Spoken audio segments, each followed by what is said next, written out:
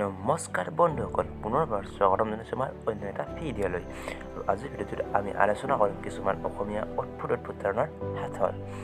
আৰু যিসকলে মোৰ চেনেলটো প্ৰথমবাৰৰ বাবে চাই আছে, যিসকলে ছাবস্ক্ৰাইব কৰা নাই, সেইসকলে চেনেলটো ছাবস্ক্ৰাইব কৰি থ'ব। তেনেহ'লে বলক আজি হাথৰ মাজলৈ আগবাঢ়ো। প্ৰথম হাথৰটো হৈছে এনেকুৱা কি বস্তু আছে যিটো অন্ধ মানুহক দেখা পায়। কি বস্তু হ'ব পাৰে বন্ধুসকল, ভাবকচোন আপোনালোকে। সময় আৰম্ভ।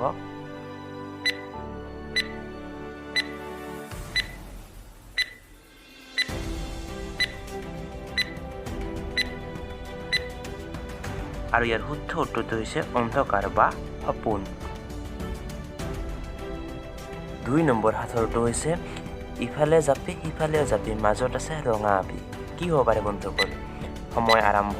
আৰু আপোনালোকে যদি সময় শেষ হোৱাৰ আগতে এনচাৰ জানে তেনেহ'লে কমেণ্ট কৰি জনাব। ইয়াৰ শুদ্ধ উত্তৰটো হৈছিল আনাৰস।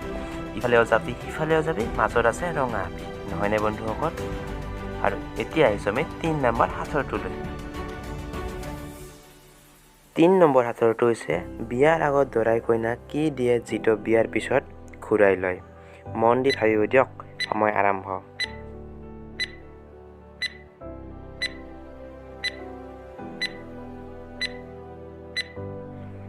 আৰু ইয়াৰ শুদ্ধ উত্তৰটো হৈছে গাভৰু জীৱন। নহয়নে বন্ধুসকল? ভাবকচোন আপোনালোকে এবাৰ। আৰু 4 নম্বৰ হাথৰটো হৈছে 3টা আখৰেৰে এটা জন্তুৰ নাম।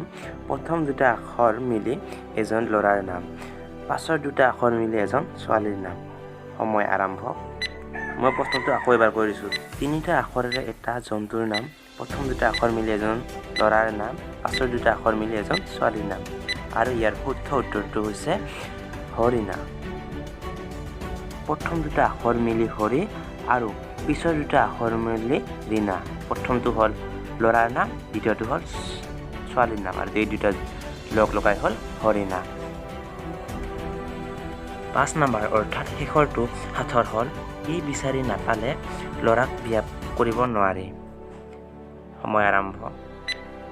ভালদৰে মনোযোগ দি ভাবকচোন এবাৰ। কি বিচাৰি নাপালে ল'ৰাক বিয়া কৰিব নোৱাৰি। সময় সমাপ্ত। আৰু ইয়াৰ শুদ্ধ উত্তৰটো হৈছে কন্যা। নহয়নে বন্ধুসকল? আৰু এইটো প্ৰশ্ন হ'ল তোমালোকৰ কাৰণে। চকু আছে কিন্তু দেখা নাপায়, কাণ আছে কিন্তু শুনা নাপায়, মুখ আছে কিন্তু ক'ব নোৱাৰে, কওকচোন সেইটো কি? যিসকল শুদ্ধ উত্তৰ দিয়ে প্ৰথম 10জনৰে নাম নেক্সট ভিডিঅ'ত ঘোষণা কৰিম। আৰু শুদ্ধ উত্তৰটো পাম বুলি আশা থাকিল। আৰু যিসকলে এতিয়া মোৰ চেনেলটো ছাবস্ক্ৰাইব কৰা নাই, সেইসকলে ছাবস্ক্ৰাইব কৰি দিব।